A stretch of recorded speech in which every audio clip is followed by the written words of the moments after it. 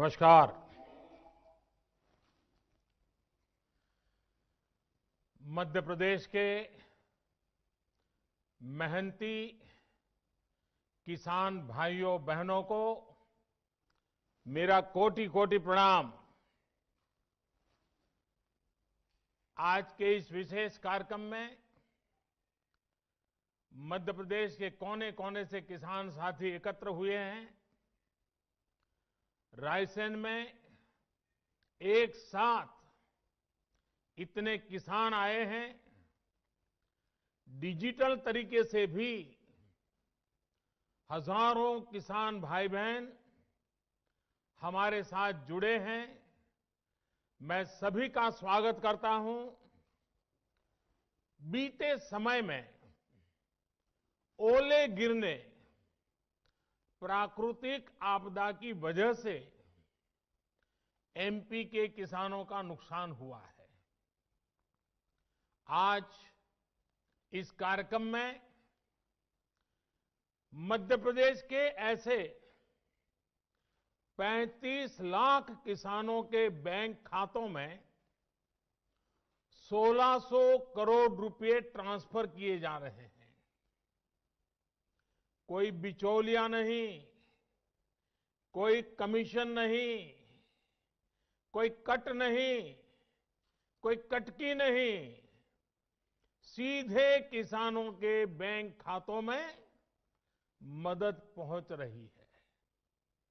Technology के कारण ही ये संभव हुआ है और भारत ने बीते 5-6 वर्षों में जो ये आधुनिक व्यवस्था बनाई है, उसकी आज पूरी दुनिया में चर्चा भी हो रही है और उसमें हमारे देश के युवा टैलेंट का बहुत बड़ा योगदान है। साथियों, आज यहां इस कार्यक्रम में भी कई किसानों को किसान क्रेडिट कार्ड सौंपे गए हैं। पहले किसान क्रेडिट कार्ड हर कोई किसान को नहीं मिलता था। हमारी सरकार ने किसान क्रेडिट कार्ड की सुविधा देश के हर किसान के लिए उपलब्ध कराने के लिए हमने नियमों में भी बदलाव किया है। अब किसानों को खेती से जुड़े कामों के लिए आसानी से आवश्यक पूंजी मिल रही है।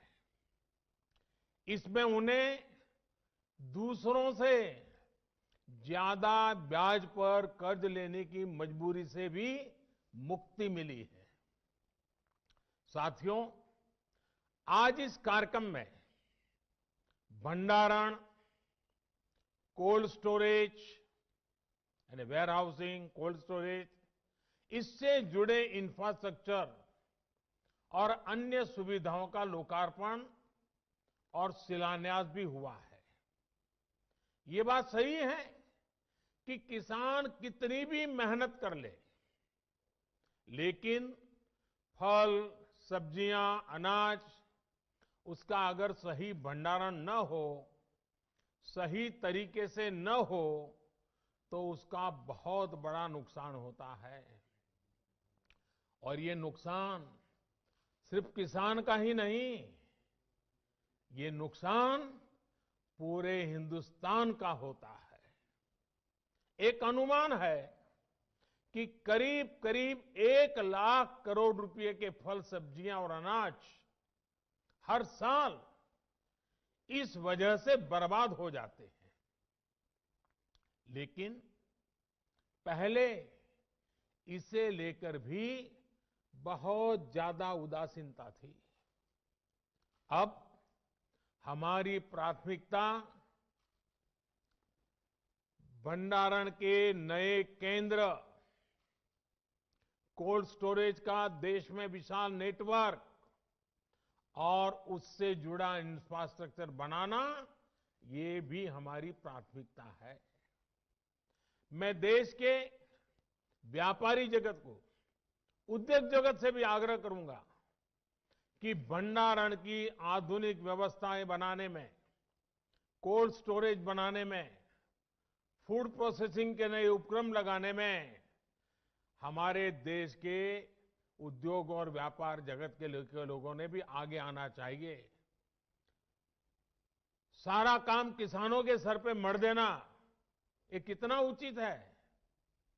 हो सकता है आपकी कमाई थोड़ी कम होगी, लेकिन देश के किसान का, देश के गरीब का, देश के गांव का भला होगा।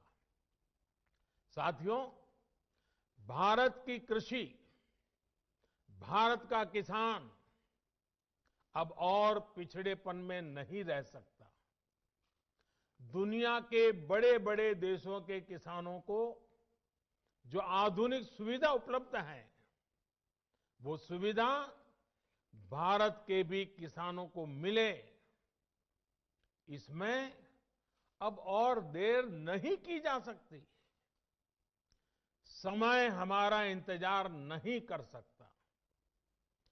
तेजी से बदलते हुए वैश्विक परिदृश्य में भारत का किसान सुविधाओं के अभाव में, आधुनिक तौर तरीकों के अभाव में असहाय होता जाए, ये स्थिति स्वीकार नहीं की जा सकती। पहले ही बहुत देर हो चुकी है। जो काम 25-30 साल पहले हो जाने चाहिए थे, वो आज करने की नौबत आई है। पिछले 6 साल में हमारी सरकार ने किसानों की एक एक जरूरत को ध्यान में रखते हुए अनेक महत्वपूर्ण कदम उठाए हैं। इसी कड़ी में देश के किसानों की उन मांगों को भी पूरा किया गया है जिन पर बरसों से सिर्फ और सिर्फ मंथन चल रहा था। बीते कई दिनों से देश में किसानों के लिए जो नए कानून बने, आजकल उसकी चर्चा बहुत है। ये कृषि सुधार, ये कानून रातों रात नहीं आए हैं।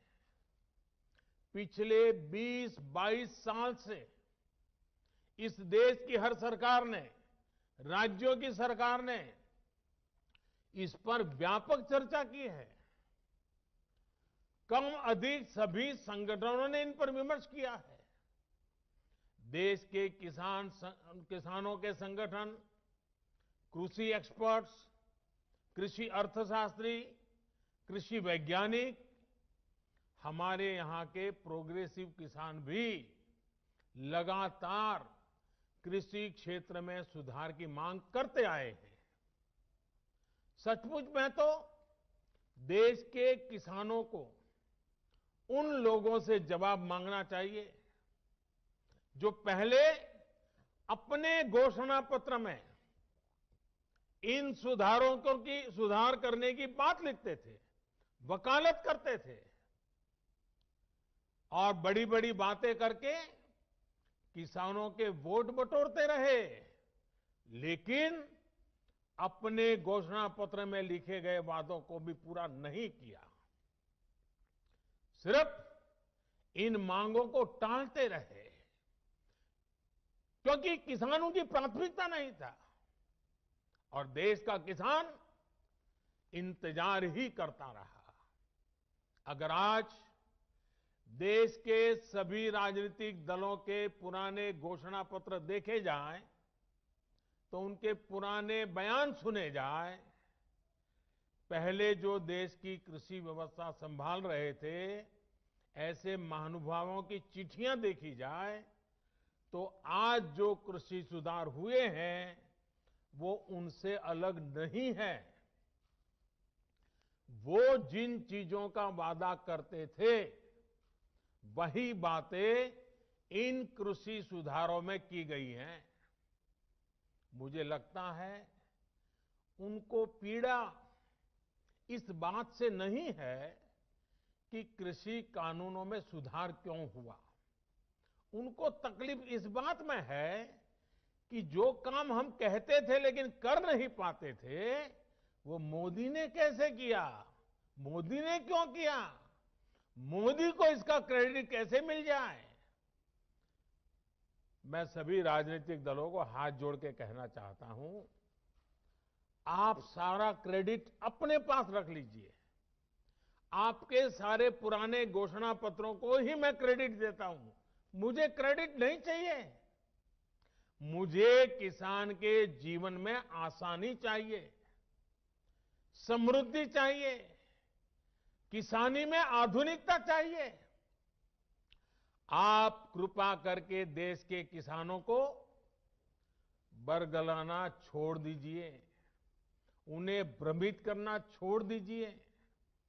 साथियों, ये कानून लागू हुए 6-7 महीने से ज्यादा समय हो चुका है,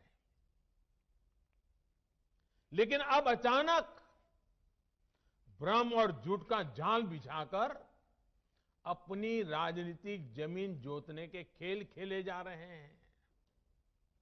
किसानों के कंधे पर बंदूक रखकर वार किए जा रहे हैं। आपने देखा होगा, सरकार बार बार पूछ रही है, मीटिंग में भी पूछ रही है, पब्लिकली पूछ रही है, हमारे कृषि मंत्री टीवी इंटरव्यू में कह रहे हैं, मैं खुद बोल रहा हूं कि भाई आपको कानून में किस क्लॉज में क्या दिक्कत है बताइए। जो भी दिक्कत है वो आप बताइए। तो इन राजनीतिक दलों के पास कोई ठोस जवाब नहीं होता, और यही इन दलों की सच्चाई है। साथियों, जिनकी खुद की राजनीतिक जमीन खिस गई है, वो किसानों की जमीन चली जाएगी, किसानों की जमीन चली जाएगी का डर दिखाकर अपनी राजनीतिक जमीन खोज रहे हैं। आज जो किसानों के नाम पर आंदोलन चलाने निकले हैं, जब उनको सरकार चलाने का या सरकार का हिस्सा बनने का मौका मिला था, उस समय इन लोगों ने क्या किया, ये देश को याद रखना जरूरी है। मैं आज देशवासियों के सामने, देश के किसानों के सामने, इन लोगों का कच्चा चिट्ठा भी देश के लोगों के सामने, मेरे किसान भाइयों बहनों के सामने आज मैं खुला करना चाहता हूं, मैं बताना चाहता हूं। साथियों, किसानों की बातें करने वाले लोग आज झूठे आंसू बहाने वाले लोग कितने निर्दयी हैं, इसका बहुत बड़ा सबूत है स्वामीनाथन कमेटी की रिपोर्ट। स्वामीनाथन कमीशन की रिपोर्ट आई, लेकिन ये लोग स्वामीनाथन कमेटी की सिफारिशों को 8 साल तक दबाकर बैठे रहे। किसान आंदोलन करते थे, प्रदर्शन करते थे, लेकिन इन लोगों के पेट का पानी नहीं निकाला। इन लोगों ने यह सुनिश्चित किया कि इनकी सरकार को किसान पर ज्यादा खर्च न करना पड़े, इसलिए इस रिपोर्ट को दबा दो। इनके लिए किसान देश की शान नहीं, इन्होंने अपनी राजनीति बढ़ाने के लिए किसान का समय समय पर इस्तेमाल किया है, जबकि किसानों के लिए संवेदनशील, किसानों के लिए समर्पित हमारी सरकार किसानों को अन्नदाता मानती है। हमने फाइलों के ढेर में फेंक दी गई स्वामीनाथन कमेटी की रिपोर्ट बाहर निकाला और इसकी सिफारिशें लागू की। किसानों को लागत का 1.5 गुना एमएसपी हमने दिया। साथियों, हमारे देश में किसानों के साथ धोखाधड़ी का एक बहुत ही बड़ा उदाहरण है कांग्रेस सरकारों के द्वारा की गई कर्ज माफी। जब 2 साल पहले मध्य प्रदेश में चुनाव होने वाले थे तो कर्ज माफी का वायदा किया गया था। कहा गया था कि सरकार बनने के 10 दिन के भीतर सारे किसानों का कर्ज माफ कर दिया जाएगा। कितने किसानों का कर्ज माफ हुआ? सरकार बनने के बाद क्या क्या बहाने बताए गए, ये मध्य प्रदेश के किसान मुझसे भी ज्यादा अच्छी तरह जानते हैं। राजस्थान के लाखों किसान भी आज तक कर्ज माफी का इंतजार कर रहे हैं। किसानों को इतना बड़ा धोखा देने वालों को जब मैं किसान हित की बात करते देखता हूं तो मुझे बड़ा आश्चर्य होता है। ये कैसे लोग हैं? क्या राजनीति इस हद तक जाती है? क्या कोई इस हद तक छल कपट कैसे कर सकता है? और वो भी भोले भाले किसानों के नाम पर।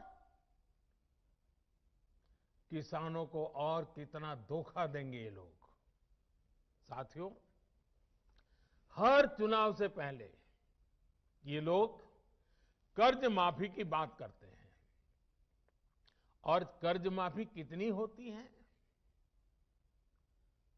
सारे किसान इससे कवर होते हैं क्या? जो छोटा किसान कभी बैंक का दरवाजा नहीं देखा है, जिसने कभी कर्ज नहीं लिया, उसके बारे में क्या कभी एक बार भी सोचा है इन लोगों ने? और नया पुराना हर अनुभव ये बताता है कि जितनी ये घोषणा करते हैं उतनी कर्ज माफी कभी नहीं करते। जितने पैसे ये भेजने की बात कर रहे हैं उतने पैसे किसानों तक कभी पहुंचते ही नहीं है। किसान सोचता था कि अब तो पूरा कर्ज माफ होगा और बदले में उसे मिलता था बैंकों का नोटिस और गिरफ्तारी का वारंट। और इस कर्ज माफी का सबसे बड़ा लाभ किसे मिलता था? इन लोगों के करीबियों को, नाते रिश्तेदारों को। अगर मेरे मीडिया के मित्र अगर थोड़ा खंगालेंगे तो ये सब 8-10 साल पहले की रिपोर्ट में उन्हें पूरी तरह कच्चा चिट्ठा मिल जाएगा। यही उनका चरित्र रहा है। किसानों की राजनीति का दम भरने वालों ने कभी इसके लिए आंदोलन नहीं किया, प्रदर्शन नहीं किया। कुछ बड़े किसानों का कर्ज 10 साल में एक बार माफ हो गया, इनकी राजनीतिक रोटी सिक गई, काम पूरा हो गया, फिर गरीब किसान को कौन पूछता है? वोट बैंक की राजनीति करने वाले इन लोगों ने और इन लोगों को देश अब भली भांति जान गया है, देश देख रहा है। देश हमारी नियत में गंगा जल और मां नर्मदा के जल जैसी पवित्रता भी देख रहा है। इन लोगों ने 10 साल में एक बार कर्ज माफी करके लगभग 50,000 करोड़ रुपए देने की बात कही। 10 साल में एक बार 50,000 करोड़। हमारी सरकार ने जो पीएम किसान सम्मान योजना शुरू की है उसमें हर साल किसानों को लगभग 75,000 करोड़ रुपए मिलेंगे।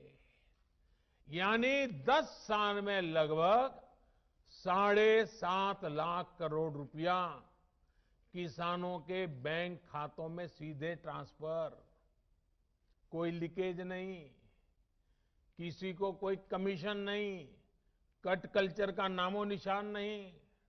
साथियों, अब मैं देश के किसानों को याद दिलाऊंगा यूरिया की। याद करिए, 7-8 साल पहले यूरिया का क्या होता था, क्या हाल था।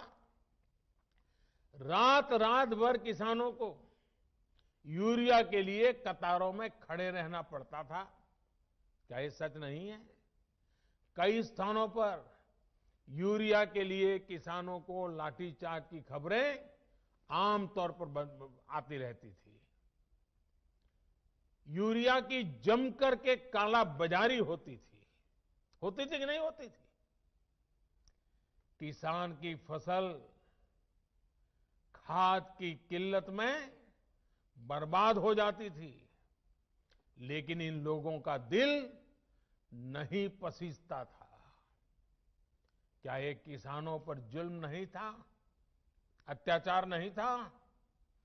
आज मैं ये देखकर हैरान हूं कि जिन लोगों की वजह से ये परिस्थितियां पैदा हुई, वो आज राजनीति के नाम पर खेती करने निकल पड़े हैं। साथियों, क्या यूरिया की दिक्कत का पहले कोई समाधान नहीं था? अगर किसानों के दुख दर्द, उनकी तकलीफों के प्रति जरा भी संवेदना होती तो यूरिया की दिक्कत होती ही नहीं। हमने ऐसा क्या किया कि सारी परेशानी खत्म हो गई है? आज यूरिया की किल्लत की खबरें नहीं आती, यूरिया के लिए किसानों को लाठी नहीं खानी पड़ती। हमने किसानों की इस तकलीफ को दूर करने के लिए पूरी ईमानदारी से काम किया। हमने कालाबाजारी रोकी, सख्त कदम उठाए, भ्रष्टाचार पर नकेल कसी। हमने सुनिश्चित किया कि यूरिया किसान के खेत में ही जाए। इन लोगों के समय में सब्सिडी तो किसान के नाम पर चढ़ाई जाती थी, लेकिन उनका लाभ कोई और लेता था। हमने भ्रष्टाचार की जुगलबंदी को भी बंद कर दिया। हमने यूरिया की 100% नीम कोटिंग की। देश के बड़े बड़े खाद कारखाने जो तकनीक पुरानी होने के नाम पर बंद कर दिए गए थे, उन्हें हम फिर से शुरू करवा रहे हैं। अगले कुछ साल में यूपी के गोरखपुर में, बिहार के बरौनी में, झारखंड के सिंदरी में, ओडिशा के तालचेर में, तेलंगाना के रामागुंडम में आधुनिक फर्टिलाइजर प्लांट्स शुरू हो जाएंगे। 50-60 हजार करोड़ रुपए सिर्फ इस काम के लिए खर्च किए जा रहे हैं। ये आधुनिक फर्टिलाइजर प्लांट्स रोजगार के लाखों नए अवसर पैदा करेंगे, भारत को यूरिया उत्पादन में आत्मनिर्भर बनाने में मदद करेंगे। दूसरे देशों से यूरिया मंगवाने पर भारत के जो हजारों करोड़ रुपए खर्च होते हैं, उन्हें कम करेंगे। साथियों, इन खाद कारखानों को शुरू करने से इन लोगों को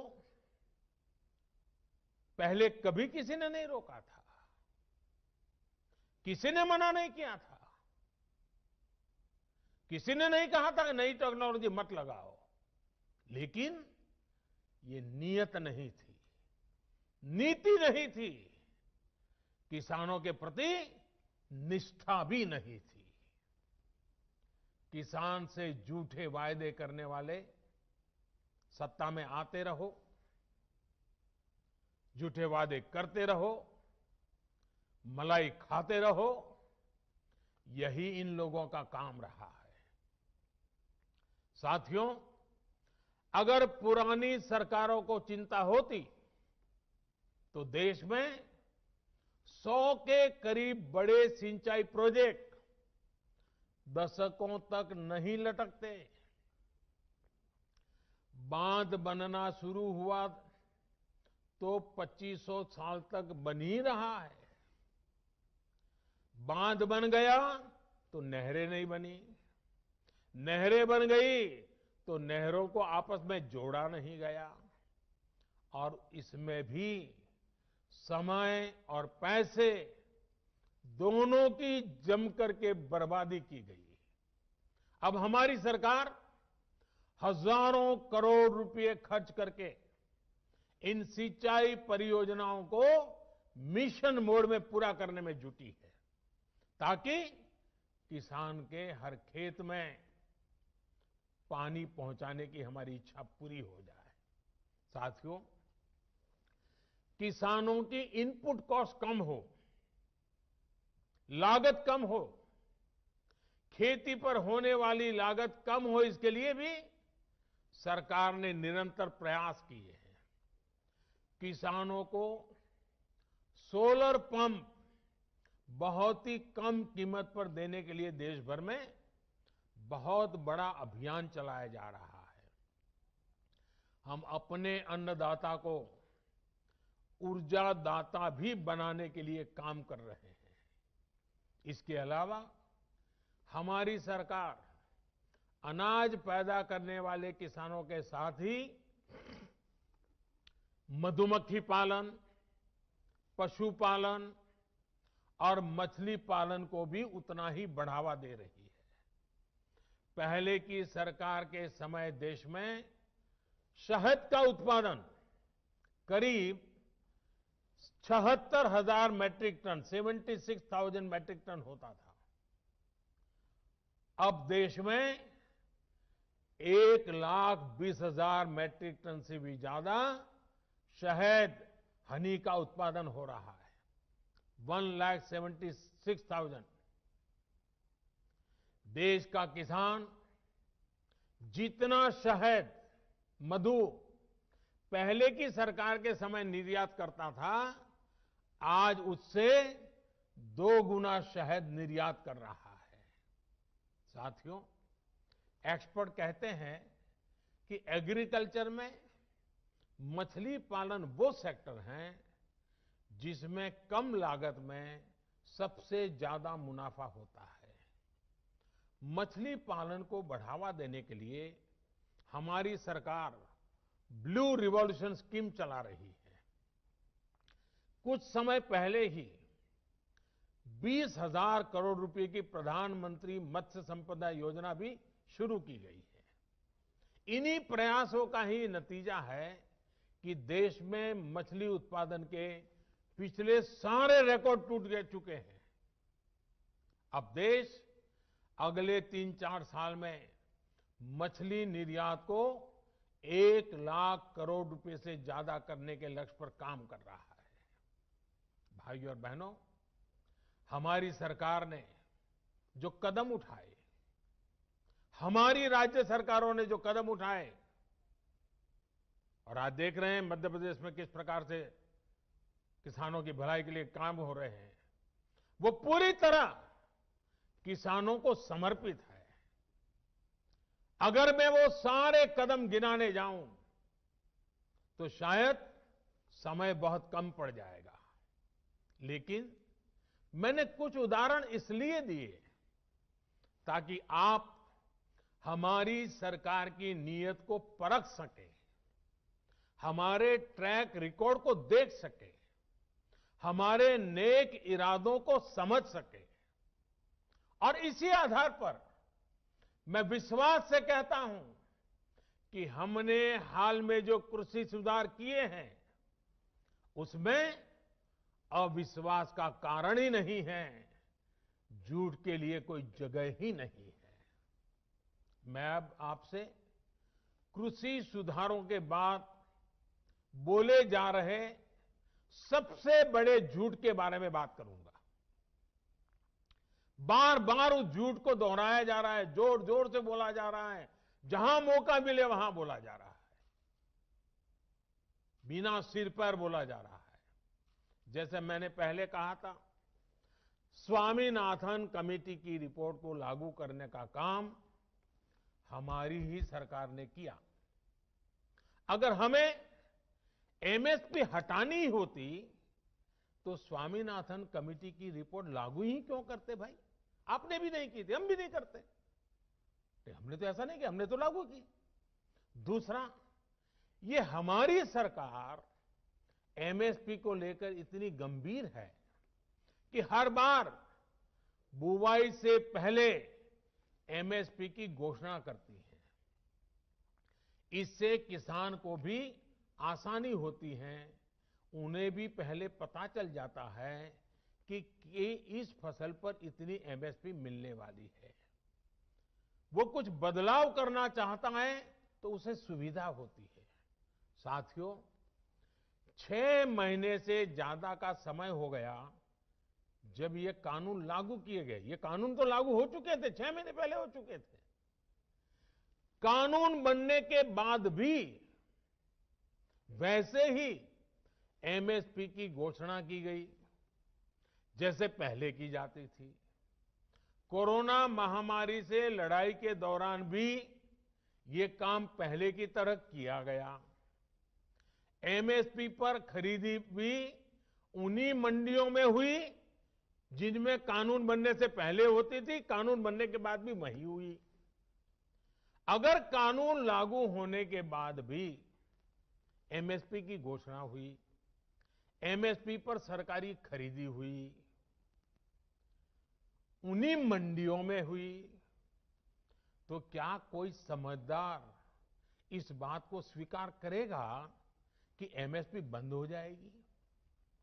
और इसलिए मैं कहता हूं, इससे बड़ा कोई झूठ नहीं हो सकता, इससे बड़ा कोई षड्यंत्र नहीं हो सकता। और इसलिए मैं देश के प्रत्येक किसान को ये विश्वास दिलाता हूं कि पहले जैसे एमएसपी दी जाती थी वैसे ही दी जाती रहेगी। एमएसपी न बंद होगी न समाप्त होगी। साथियों, अब मैं आपको जो आंकड़े दे रहा हूं वो दूध का दूध और पानी का पानी कर देंगे। पिछली सरकार के समय गेहूं पर एमएसपी थी 1400 रुपये प्रति क्विंटल। हमारी सरकार प्रति क्विंटल गेहूं पर 1975 रुपये एमएसपी दे रही है। पिछली सरकार के समय धान पर एमएसपी थी 1310 रुपये प्रति क्विंटल। हमारी सरकार प्रति क्विंटल धान पर करीब 1870 रुपये एमएसपी दे रही है।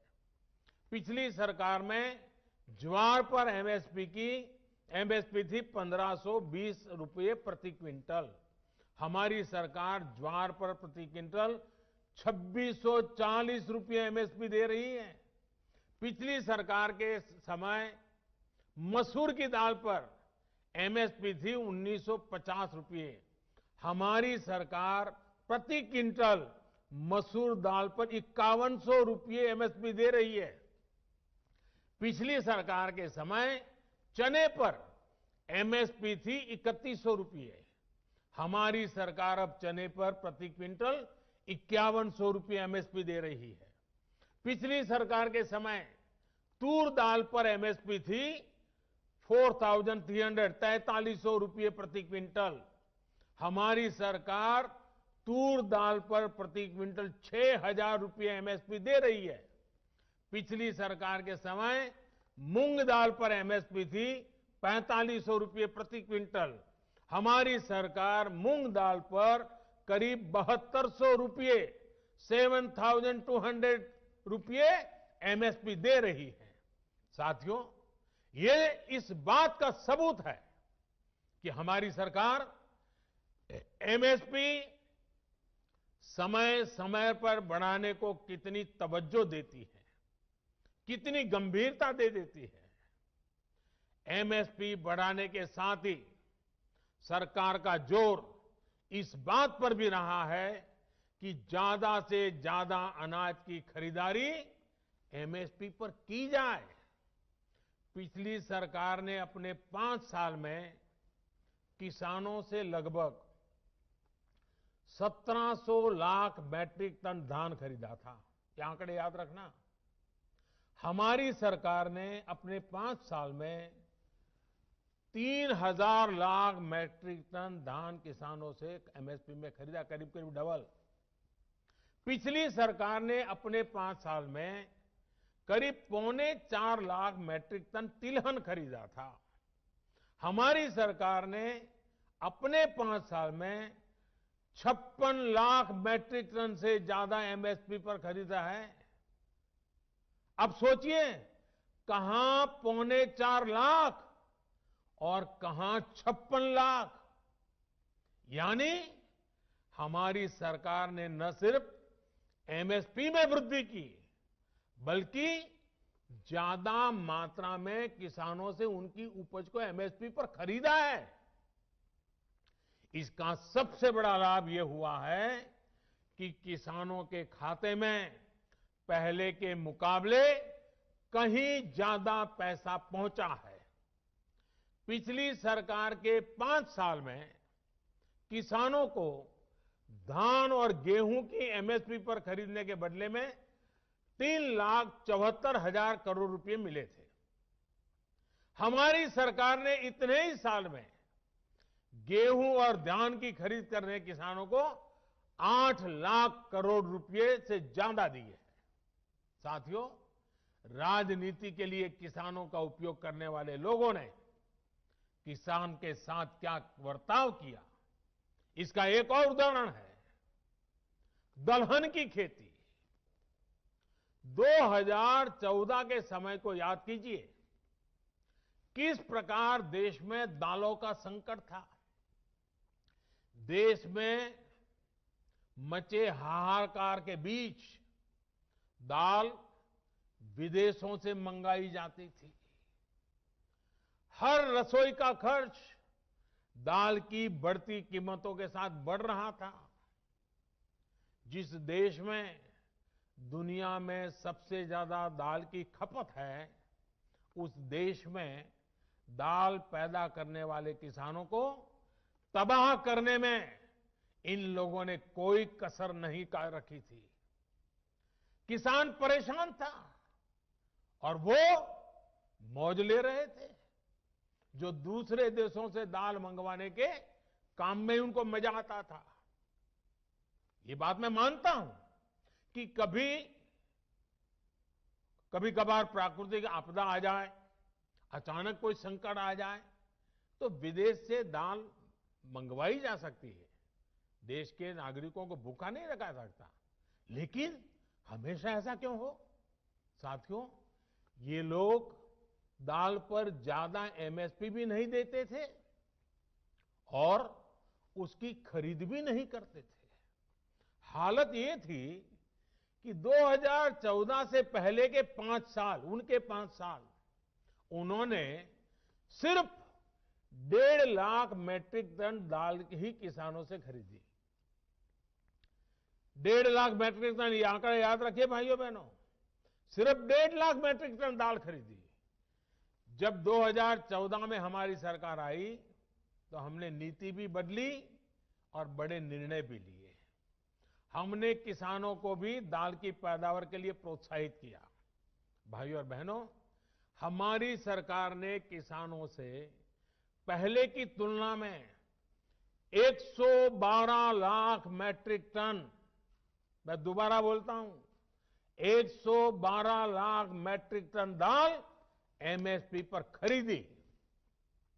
सोचिए, 1.5 लाख उनके जमाने में, वहां से हम सीधे ले गए 112 लाख मैट्रिक टन। उन लोगों ने अपने 5 सालों में दाल किसानों को, दाल पैदा करने वाले किसानों को कितना रुपया दिया? 650 करोड़ रुपए। हमारी सरकार ने क्या किया? हमने करीब करीब 50,000 करोड़ रुपए दाल पैदा करने वाले किसानों को दिया। कहां 600 करोड़, कहां 50,000 करोड़। आज दाल के किसान को भी ज्यादा पैसा मिल रहा है, दाल की कीमतें भी कम हुई हैं, जिससे गरीब को सीधा फायदा हुआ है। जो लोग किसानों को न एमएसपी दे सके, न एमएसपी पर ढंग से खरीद सके, वो एमएसपी पर किसानों को गुमराह कर रहे हैं। साथियों, कृषि सुधारों से जुड़ा एक और झूठ फैलाया जा रहा है, एपीएमसी यानी हमारी मंडियों को लेकर के। हमने कानून में क्या किया है? हमने कानून में किसानों को आजादी दी है, नया विकल्प दिया है। अगर देश में किसी को साबुन बेचना हो तो सरकार ये तय नहीं करती कि सिर्फ इसी दुकान पर बेच सकते हो। अगर किसी को स्कूटर बेचना हो तो सरकार ये तय नहीं करती कि सिर्फ इसी डीलर को बेच सकते हो। लेकिन पिछले 70 साल से सरकार किसानों को ये जरूर बताती रही है कि आप सिर्फ इसी मंडी में अपना अनाज बेच सकते हो। मंडी के अलावा किसान चाहकर भी अपनी फसल कहीं और नहीं बेच सकता था। नए कानून में हमने सिर्फ इतना कहा है कि किसान अगर उसको फायदा नजर आता है तो पहले की तरह जाके मंडी में बेचे, और बाहर उसको फायदा होता है तो मंडी के बाहर जाने का उसको हक मिलना चाहिए, उसकी मर्जी को। क्या लोकतंत्र में मेरे किसान भाई को इतना हक नहीं हो सकता है? अब जहां किसान को लाभ मिलेगा वहां वो अपनी उपज बेचेगा। मंडी भी चालू है, मंडी में भी आकर के बेच सकता है। जो पहले था वो भी कर सकता है, किसान की मर्जी पर करेगा। बल्कि नए कानून के बाद तो किसान ने अपना लाभ देखकर अपनी उपज को बेचना शुरू भी कर दिया है। हाल ही में एक जगह पर धान पैदा करने वाले किसानों ने मिलकर एक चावल कंपनी के साथ समझौता किया है। इससे उनकी आमदनी 20% बढ़ी है। एक और जगह पर आलू के 1000 किसानों ने मिलकर एक कंपनी से समझौता किया है। इस कंपनी ने उन्हें लागत में 35% ज्यादा की गारंटी दी है। एक और जगह की खबर में पढ़ रहा था, जहां एक किसान ने खेत में लगी मिर्च और केला सीधे बाजार में बेचा तो उसे पहले से 2 गुनी कीमत मिली। आप मुझे बताइए, देश के प्रत्येक किसान को ये लाभ, ये हक मिलना चाहिए या नहीं मिलना चाहिए? किसानों को सिर्फ मंडियों से बांधकर बीते दशकों में जो पाप किया गया है, ये कृषि सुधार कानून उसका प्रायश्चित कर रहे हैं। और मैं फिर दोहराता हूं, नए कानून के बाद 6 महीने हो गए, कानून लागू हो गया, हिंदुस्तान के किसी कोने में कहीं पर भी एक भी मंडी बंद नहीं हुई है। फिर क्यों झूठ फैलाया जा रहा है? सच्चाई तो यह है कि हमारी सरकार एपीएमसी को आधुनिक बनाने पर, उनके कंप्यूटरीकरण पर 500 करोड़ रुपए से ज्यादा खर्च कर रही है। फिर ये एपीएमसी बंद किए जाने की बात कहां से आई? बिना सैर पैर बस झूठ फैलाओ, बार बार बोलो। साथियों, नए कृषि सुधारों को लेकर तीसरा बहुत बड़ा झूठ चल रहा है, फार्मिंग एग्रीमेंट को लेकर। देश में फार्मिंग एग्रीमेंट का कोई नई चीज नहीं है। क्या कोई नया कानून बनाकर हम अचानक फार्मिंग एग्रीमेंट को लागू कर रहे हैं? जी नहीं। हमारे देश में बरसों से फार्मिंग एग्रीमेंट की व्यवस्था चल रही है। एक दो नहीं, बल्कि अनेक राज्यों में पहले से फार्मिंग एग्रीमेंट होते रहे हैं। अभी किसी ने मुझे एक अखबार की रिपोर्ट भेजी, 8 मार्च 2019 की। उसमें पंजाब की कांग्रेस सरकार किसानों और एक मल्टीनेशनल कंपनी के बीच 800 करोड़ रुपए के फार्मिंग एग्रीमेंट का जश्न मना रही है, इसका स्वागत कर रही है। पंजाब के मेरे किसान भाई बहनों की खेती में ज्यादा से ज्यादा निवेश हो, ये हमारी सरकार के लिए भी खुशी की बात है। साथियों, देश में फार्मिंग एग्रीमेंट से जुड़े पहले जो भी तौर तरीके चल रहे थे, उसमें किसानों का बहुत जोखिम था, बहुत रिस्क था। नए कानून में हमारी सरकार ने फार्मिंग एग्रीमेंट के दौरान किसान को सुरक्षा देने के लिए कानूनी प्रावधान किए हैं।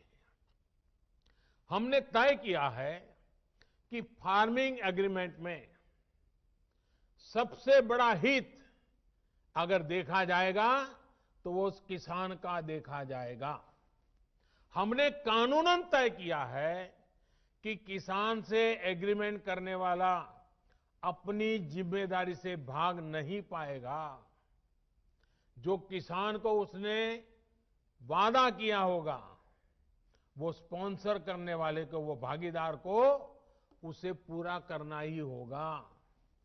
अगर नए किसान कानून लागू होने के बाद कितने ही उदाहरण सामने आ रहे हैं जहां किसानों ने अपने इलाके में एसडीएम से शिकायत की और शिकायत के कुछ ही दिन के भीतर किसानों को अपना बकाया मिल गया।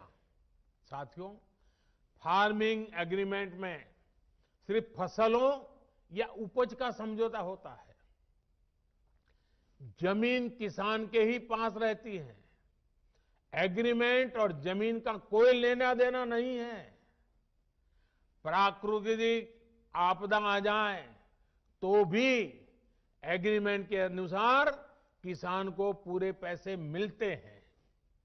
नए कानूनों के अनुसार अगर अचानक, यानी जो एग्रीमेंट तय हुआ है, लेकिन जो स्पॉन्सरर है, जो भागीदार है, जो पूंजी लगा रहा है, और अचानक मुनाफा बढ़ गया, और किसान के कॉन्ट्रैक्ट में तो कम पैसा है लेकिन मुनाफा बढ़ गया, तो इस कानून में ऐसा प्रावधान है कि जो बढ़ा हुआ मुनाफा है, किसान को उसमें से भी कुछ हिस्सा देना पड़ेगा। साथियों, एग्रीमेंट करना है या नहीं करना है, ये कोई कंपलसरी नहीं है। ये किसान की मर्जी पर है भाई। किसान चाहेगा तो करेगा, नहीं चाहेगा तो नहीं करेगा। लेकिन कोई किसान के साथ बेईमानी न कर दे, किसान के भोलेपन का फायदा उठा न ले, इसके लिए कानून की व्यवस्था की गई है। नए कानून में जो सख्ती दिखाई गई है, वो स्पॉन्सर करने वाले के लिए है, किसान के लिए नहीं है। स्पॉन्सर करने वाले को एग्रीमेंट खत्म करने का अधिकार नहीं है। अगर वो एग्रीमेंट खत्म करेगा तो उसे भारी जुर्माना किसान को देना होगा। लेकिन अब वही एग्रीमेंट किसान समाप्त करना चाहे तो किसी भी समय बिना जुर्माने के वो किसान अपना फैसला ले सकता है। राज्य सरकारों को मेरा सुझाव है कि आसान भाषा में, आसान तरीके से समझ में आने वाली फार्मिंग एग्रीमेंट, उसका एक खाका बना करके किसानों को दे के रखना चाहिए, ताकि कोई किसान से चीटिंग न कर सके। साथियों, मुझे खुशी है कि देश भर में किसानों ने नए कृषि सुधारों को न सिर्फ गले लगाया है, बल्कि भ्रम फैलाने वालों को भी सिरे से नकार रहे हैं। जिन किसानों में अभी थोड़ी सी भी आशंका बची है, उनसे मैं फिर से कहूंगा कि आप एक बार फिर सोचिए, जो हुआ ही नहीं है, जो होने वाला ही नहीं है, उसका भ्रम और डर फैलाने वाली जमात से आप सतर्क रहिए। ऐसे लोगों को मेरे किसान भाइयों बहनों पहचानिए। इन लोगों ने हमेशा किसानों से धोखा दिया है, उनको धोखा दिया है, उनका इस्तेमाल किया है और आज भी यही कर रहे हैं। मेरी इस बातों को, इसके बाद भी, सरकार के इन प्रयासों के बाद भी अगर किसी को कोई आशंका है तो हम सर झुकाकर किसान भाइयों के सामने हाथ जोड़कर बहुत ही विनम्रता के साथ देश के किसान के हित में उनकी चिंता का निराकरण करने के लिए हर मुद्दे पर बात करने के लिए तैयार हैं। देश का किसान, देश के किसानों का हित हमारे लिए सर्वोच्च प्राथमिकताओं में से एक है। साथियों, आज मैंने कई बातों पर विस्तार से बात की है। कई विषयों पर सच्चाई देश के सामने रखी है। अभी 25 दिसंबर को श्रद्धेय अटल जी की जन्म जयंती पर एक बार फिर मैं इस विषय पर देश भर के किसानों के साथ विस्तार से बात करने वाला हूं। उस दिन पीएम किसान सम्मान निधि की एक और किस्त करोड़ों किसानों के बैंक खातों में एक साथ ट्रांसफर की जाएगी। भारत का किसान बदलते समय के साथ चलने के लिए, आत्मनिर्भर भारत बनाने के लिए मेरे देश का किसान चल पड़ा है। नए संकल्पों के साथ नए रास्तों पर हम चलेंगे भी और यह देश सफल होगा, ये देश का किसान भी सफल होगा। इसी विश्वास के साथ मैं फिर एक बार मध्य प्रदेश सरकार का अभिनंदन करते हुए आज मध्य प्रदेश के लाखों लाखों किसानों के साथ मुझे अपनी बातें बताने का मौका मिला, इसके लिए सबका आभार व्यक्त करते हुए मैं फिर एक बार आप सबको बहुत बहुत शुभकामनाएं देता हूं। बहुत बहुत धन्यवाद। नमस्कार, मु प्रगति। समय सह ताल देई आपणक साथी रे आमे अछु डिजिटल प्लेटफॉर्म रे। एमिति लेटेस्ट न्यूज अपडेट पाइबा पई सब्सक्राइब करंतु आम YouTube channel, Facebook Twitter page को लाइक शेयर फॉलो करबा सह विजिट करंतु आम वेबसाइट www.sanstartv.com को।